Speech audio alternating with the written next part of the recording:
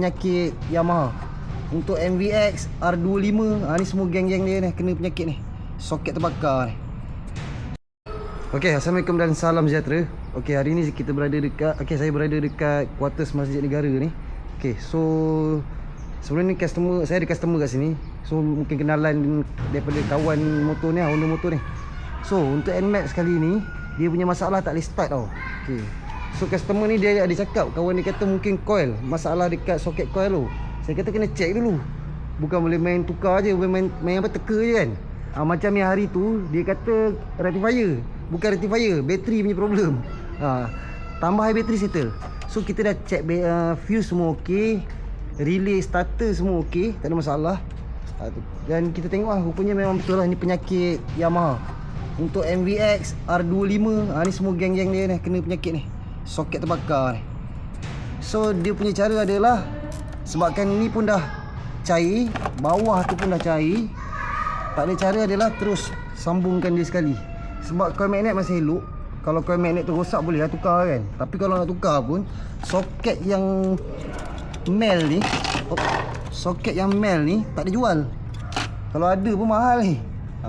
So kita terus sambung je lah. Itu je cara yang terbaik. So kita dah test tadi, bila kita sambung dia hidup. Tapi memang boleh hidup. Kalau kita biarkan dia lagi, dia akan lagi cair. Sebab dia dekat sini dah loose lah. Okay, yang ni dah loose. So kita tengok selepas siap sambungan tu. Okay.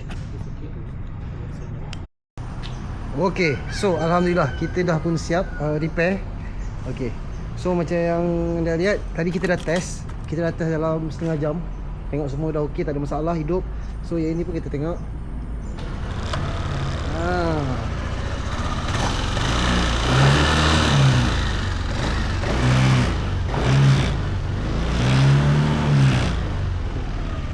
Cun. So dah settle lah, motor dah boleh run.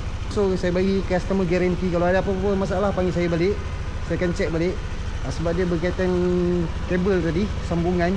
Okay, dia sebenarnya tak boleh sambung-sambung macam tu ke. Tapi kalau ada masalah kita kena tengok balik nanti. Okay. Sebab dekat tengah-tengah KL ni, mana nak cari hardware pula ni, saya dah pening lah.